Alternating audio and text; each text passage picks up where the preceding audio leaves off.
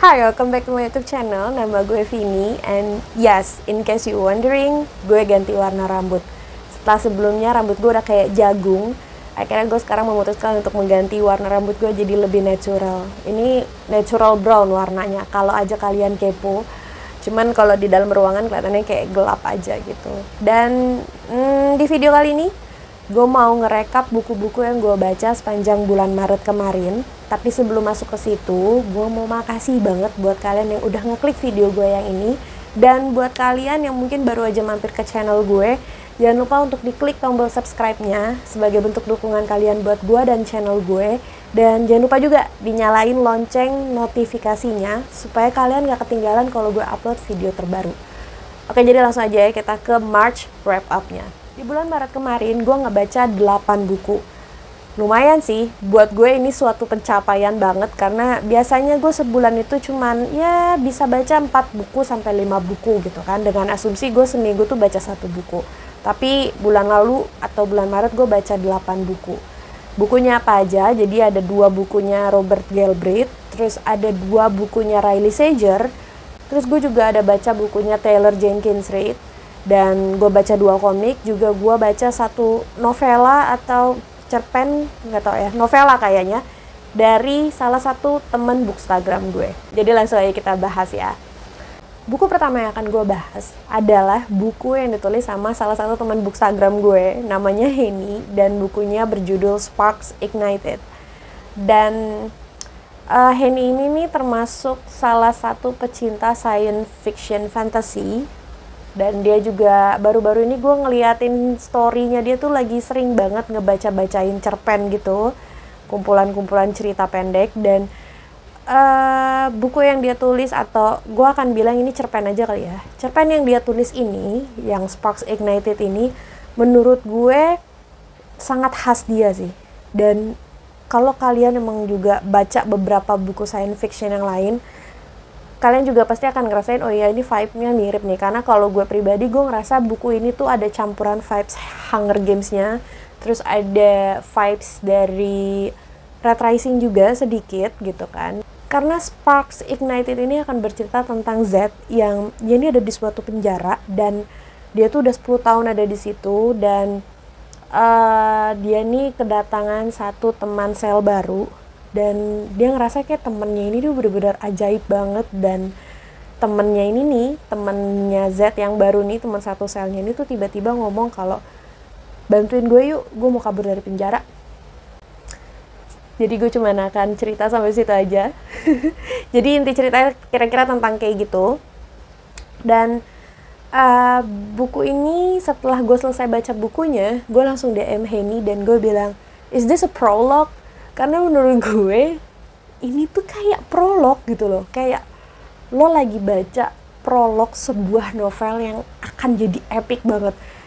Karena ya gila sih, maksudnya gue gak nyangka aja gitu kalau dia tuh bisa ngegambarin world buildingnya tuh yang dari beberapa halaman itu tuh gue udah bisa ngebayangin gitu rancang bangun dunianya tuh bakal kayak gimana gitu. Dan Henny tuh ngegambarinnya dengan detail tapi nggak bertele-tele dan mudah dimengerti banget gitu, karena dia juga kan orang Indonesia kan, dan dia pakai bahasa Inggris by the way. Ceritanya dia nih, Sparks Ignited ini tuh pakai bahasa Inggris, tapi menurut gue bahasa Inggris yang sangat-sangat mudah dimengerti gitu kan, karena gue juga nggak terlalu fasih-fasih banget bahasa Inggris gitu, cuman gue suka gitu, gampang banget dimengerti gitu, dan segala detailnya tuh ditulis sama dia tanpa bertele-tele, dan ceritanya tuh bener-bener se-epic itu menurut gue. Kalau misalnya cerita ini dijadiin atau dikembangin jadi novel yang lebih panjang, gue yakin gue akan beli dan gue akan suka sih. Karena premis yang ditawarin sama Henny ini bener-bener gue suka banget gitu. Karena ya tentang kaum inferior yang melawan superior segala macem gitu, mendobrak sistem. Itu gue suka banget. Jadi ya kalau kalian pengen tahu lebih jelas soal cerita ini, kalian bisa langsung aja kontak ke Henny. Nanti dia akan kasih ke kalian caranya gimana supaya kalian bisa baca bukunya dia atau ceritanya dia ini. Dan ya gue suka banget sih sama Sparks Ignited ini. Terus selanjutnya yang akan gue bahas adalah gue baca 2 komik.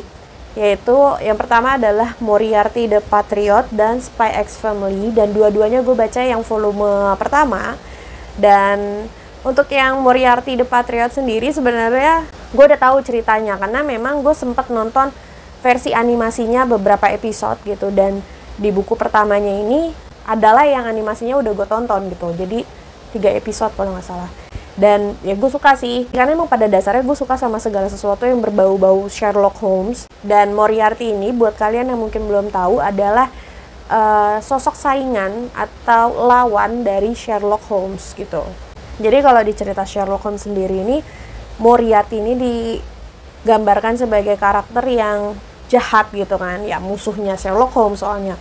Tapi kalau di komik ini kita jadi kayak dibawa untuk ngelihat sisi lain dari si Moriarty itu sendiri. Dan menurut gue ide ceritanya sangat kreatif sih menurut gue. Jadi selama ini Moriarty kita anggap jahat banget, tapi di komik ini dibikin seolah-olah kayak ada alasannya kenapa Moriarty itu bersikap sangat jahat.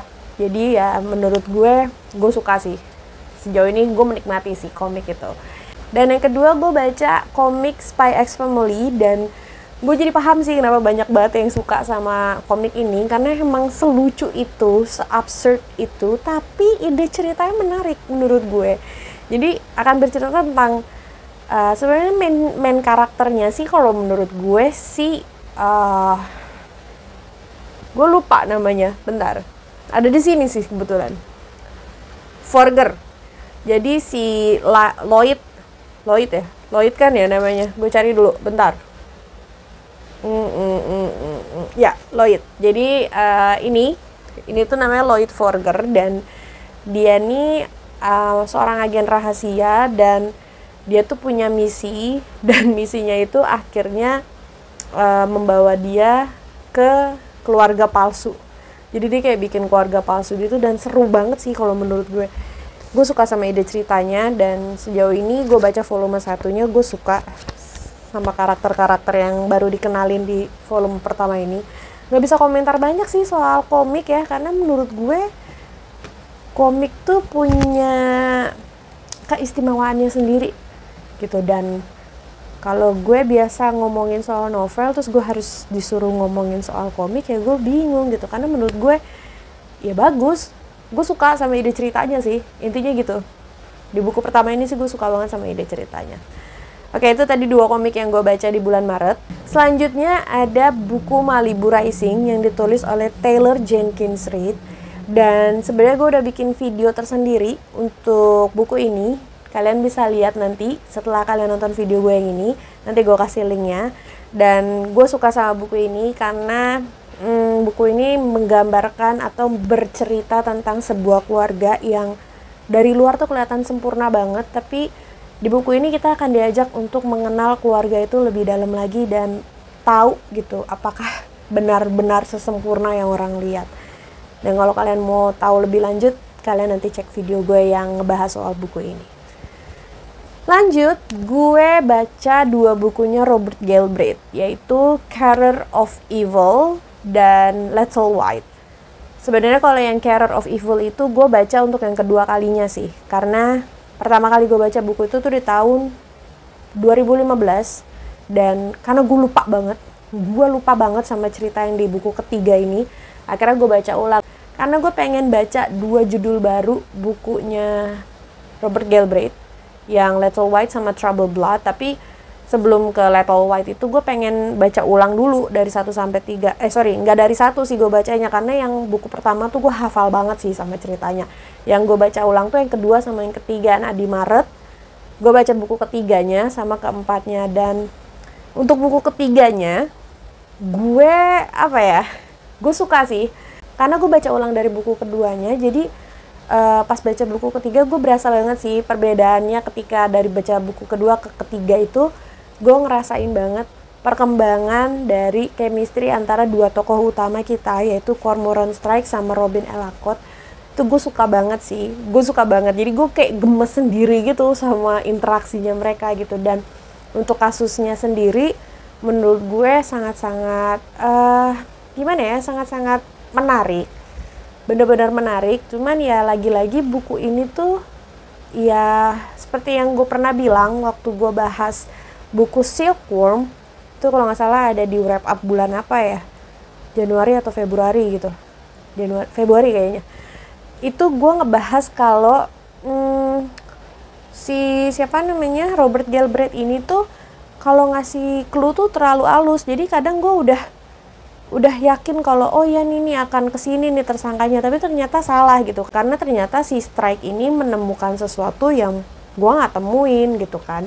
Dan ternyata sama di Career of Evil ini juga gue udah yakin banget kalau oh ini pasti dia nih pelakunya gitu, tapi ternyata di ujung cerita kebongkar semua gitu. Karena pada akhir cerita ada satu hal yang Strike ungkapin dan gue tuh nggak ngeh kalau itu tuh akan jadi menggiring petunjuknya tuh ke arah si pelaku yang sebenarnya gitu. Karena ternyata yang diketemuin sama Strike itu ya cuman diketahuin sama orang Inggris doang gitu. Gue nggak tahu gitu, karena itu adalah sebuah kayak tradisi yang orang Inggris tahu dan ternyata melenceng. Dan itulah akhirnya yang membuat Strike tuh tahu siapa pelakunya gitu. Jadi ya kalau mungkin gue orang Inggris, gue mungkin akan tahu kalau oh ya nih pelakunya pasti dia nih, karena nih nggak kayak gini harusnya tradisinya gitu kan. Gue nggak akan banyak ngomong sih, intinya kayak gitulah gitu. Jadi si Robert Galbraith ini menaruh clue yang memang gak umum gitu, dan mungkin hanya bisa diketahui oleh orang-orang yang sangat peka dengan kondisi lingkungan dan kondisi tradisi segala macam yang ada di Inggris. Pokoknya kayak gitu. Nah, untuk Little White, kalau tadi gue bilang di buku ketiga gue tuh gemes banget sama interaksinya Robin sama Strike. Nah, di buku keempat ini juga sama. Gue juga ngerasa kayak gemesin banget gitu reaksinya mereka berdua ketika berada di dekat satu sama lain tuh menurut gue gemesin banget. Dan bukan berarti gue jadi gak fokus ke kasusnya ya, gue juga tetap fokus ke kasusnya. Tapi gue merasa Robert Galbraith menulis Little White ini tuh bener-bener emosional banget gitu, karena sepanjang buku ini tuh gue ngerasa kayak emosi gue tuh dibawa naik turun banget gitu kan. Mulai dari interaksinya Robin ke siapa namanya, ke Strike, terus Strike Robin, terus kehidupan pribadinya si Robin juga gitu. Itu lumayan bikin naik turun sih emosi gitu kan. Dan di sini juga kasusnya menarik karena udah mulai bawa-bawa parlemen juga, menteri gitu. Dan gue selalu suka sih masalahnya sama eksekusi ceritanya Robert Galbraith ya. Dan mungkin ini akan agak bias banget gitu, karena gue memang ngikutin banget Cormoran Strike dari awal, dari buku pertama, dan even gue juga sempet nonton seriesnya, walaupun gue belum nonton yang ketiga sama yang keempat. Yang 1, 2 sih udah, yang ketiga 4 gue belum nonton. Dan ya gue suka gitu, gue memang selalu suka sama karakter-karakter yang diciptain sama Robert Galbraith, terus sama isu-isu yang dimasukin ke dalam buku-bukunya Robert Galbraith itu gue suka sih, suka banget gitu. Dan Little White ini juga menurut gue bagus. Cuma kalau dibandingin ya Little White sama Career of Evil, gue lebih suka Career of Evil, entah kenapa. Dan ya gue nggak sabar pengen lanjut ke buku kelima, cuma kayak masih gue sayang-sayang gitu, karena kayak gue mesti nunggu buku ke-6-nya kan, karena nanti kan bakal ada buku ke-6-nya nih tahun ini diterbitin yang buku ke-6-nya. Cuman kayaknya yang versi bahasa Indonesia baru akan terbit tahun depan. Jadi gue kayak masih sayang-sayang gitu pengen baca buku kelima. So, ya itu tadi Career of Evil sama Little White. 2 buku terakhir yang gue baca di bulan Maret adalah buku-bukunya Riley Sager. Nah, kenapa gue bisa baca bukunya Riley Sager sampai 2? Sebenarnya pas video ini di take, gue baru aja selesai baca bukunya Riley Sager yang lain, yaitu Final Girl. Jadi gue kayak lagi maraton gitu, baca buku-bukunya Riley Sager. Nah, kenapa gue jadi maraton bukunya Riley Sager? Karena pertama, gue tuh tertarik pengen baca bukunya Riley Sager itu dari tahun 2020, ketika yang Home Before Dark itu lagi pada heboh banget kan. Dan terus gue iseng lah nyari di aplikasi Libby kan. Ternyata yang available itu saat itu adalah Lock Every Door.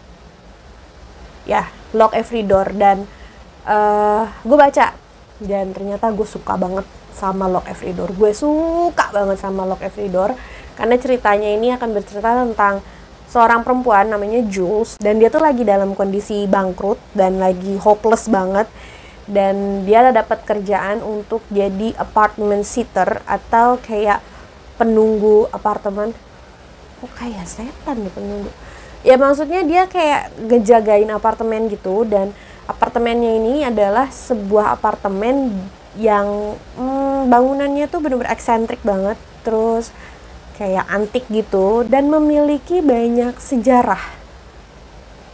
Iya. Dan gue gak bakalan bahas banyak-banyak soal buku-buku Riley Sager ini, karena gue berniat untuk membuat satu video tersendiri yang akan ngebahas 3 buku Riley Sager yang gue baca secara maraton itu, dan bagaimana impresi gue terhadap buku-buku tersebut. Dan cuman kalau Lock Every Door ini gue emang suka banget sih, gue suka banget.